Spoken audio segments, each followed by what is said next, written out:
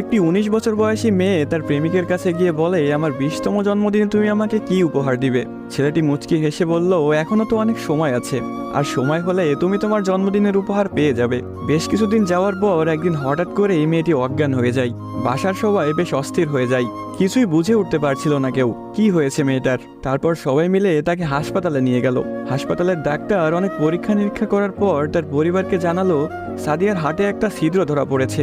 এখন যদি খুব তাড়াতাড়ি হার্ট পরিবর্তন না করা হয়, তাহলে হয়তো সাদিয়াকে আর বাঁচানো সম্ভব হবে না। সবাই এই কথাটি শুনে কান্নায় ভেঙে পড়ল। সাদিয়ার মা বাবা কিছুতেই মেনে নিতে পারছিল না। সাদিয়ার প্রেমিক সাকিব তার বিষয়ে ডাক্তারের কাছ থেকে সবকিছু শুনে বলল, এ কিছুতেই হতে দিবে না সে। তারপর সাকিব মেয়েটির রুমে গেল, দেখলো তার ভালোবাসার মানুষটি বিছানায় শুয়ে আছে। সাকিবের কাছে যেতেই মেয়েটি বলল, সাকিব, আমি মনে হয় আর বাঁচবো না। সাদিয়ার চোখের পানি মুছে দিয়ে সাকিব বলল, কে বলেছে তুমি বাঁচবে না? তুমি খুব শীঘ্রই ভালো হয়ে যাবে। মেয়েটি বলল, তুমি কি করে জানলে? ডাক্তার তো বলেছে আমার হার্টে একটা ছিদ্র ধরা পড়েছে, আর আমাকে বাঁচানো সম্ভব না। ধুর পাগলি, তোমার কিছুই হবে না, দেখো তুমি ভালো হয়ে যাবে। এভাবেই বেশ কিছুদিন যাওয়ার পর সাদিয়া সম্পূর্ণ সুস্থ হয়ে যায় এবং বাসায় ফিরে যায়। বাড়িতে ফিরে এসে সাকিবকে খুঁজতে থাকে, না পেয়ে সাকিবের বাড়ি চলে যায়। সাকিবের বাড়িতে কেউ নেই। অবশেষে সাকিবের ছোট বোনের দেখা পেল সাদিয়া। কিরে, তোমার ভাই কোথায়?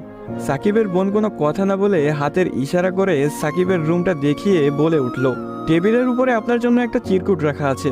সাদিয়া কথাটি শুনে রুমে গিয়ে চিরকুট হাতে নিয়ে পড়তে শুরু করলো।